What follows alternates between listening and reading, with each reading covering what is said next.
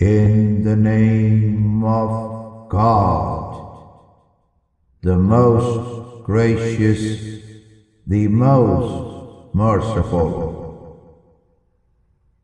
The last hour has drawn near, and the moon has split apart. But even when these disbelievers see a miraculous sign, they turn away and say, fleeting sorcery. So they have belied the truth and followed their whims. Yet every affair shall be settled, and sufficient tidings wherein there is a grave threat have already come to them in the revealed verses of an all-reaching wisdom. Yet the forewarnings do not avail them. So turn away from the disbelievers among them, O Prophet. A day is coming when the angel summoner shall summon them to an event that is utterly horrendous. Their eyes downcast, they shall issue forth from the tombs as if they were swarming locusts, darting headlong toward the angel summoner. The disbelievers shall say, "This is an exceedingly harsh day." Before those of them who now belie you, O Prophet, the people of Noah belied the truth. Thus they belied our servant Noah, and said of him, a sheer madman, and he was gravely threatened. So he called upon his Lord, praying, I am utterly overpowered, so help me.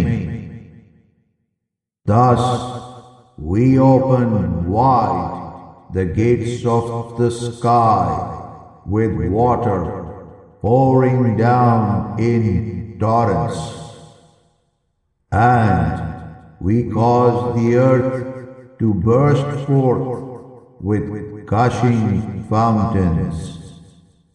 Thus the waters of the sky and earth met upon a matter predetermined. And we carried him upon a vessel of planks and nails, running under the care of our watchful eyes, a reward for he who was belied. Then we left it as a sign. So, is there anyone to remember? How awesome then was my torment, and the outcome of my forewarnings. And very truly, we have made the Quran easy for remembrance. So, is there anyone to remember?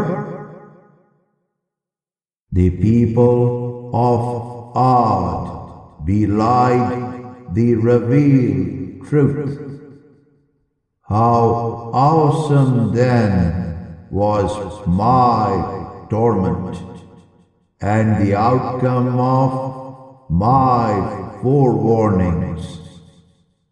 Indeed, we sent against them a thundering, raging, cold wind on a day of unrelenting misfortune, snatching up people and strewing them as if they were date palm stumps uprooted. How awesome then was my torment, and the outcome of my forewarnings. And very truly, we have made the Quran easy for remembrance. So, is there anyone to remember? The people of Samud belied the forewarnings of their messenger. For they said, "Is it a single mortal man from among ourselves that we are to follow? In that case, we would indeed be utterly lost in misguidance and raving madness. Has the message of God been cast upon him alone from among all of us? Rather, he is a sheer liar, a mere boaster. God revealed to his messenger, "They shall know tomorrow who is the sheer liar, the mere boaster. Indeed, we shall send the miraculous she-camel to them as a sign for you and a means of trial for them. So watch them and have utmost patience. Moreover, tell them that their watering place is to be shared between them and the she-camel. The watering of each is to be attended in turn on designated days. So those who disbelieved called for their wretched companion. So he took up the task, then hamstrung her. How awesome then was my torment, and the outcome of my forewarnings. For we sent against them a single fierce blast from the sky, and they became like the dry stalks of a coral maker. And very truly, we have made the Quran for easy remembrance. So, is there anyone to remember? The people of Lot belied his forewarnings. So we sent upon them a raging storm of lethal palace, except for the family of Lot. We delivered them at night's end as a blessing from us. Thus do we reward one who gives thanks. For very truly he had forewarned them of our assault, but they doubted the forewarnings. Yet even his guests did they wickedly solicit of him.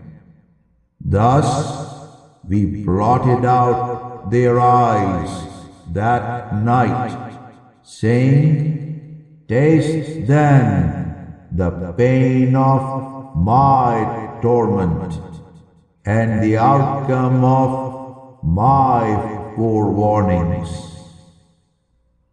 And very truly an unyielding torment came upon them in the morning.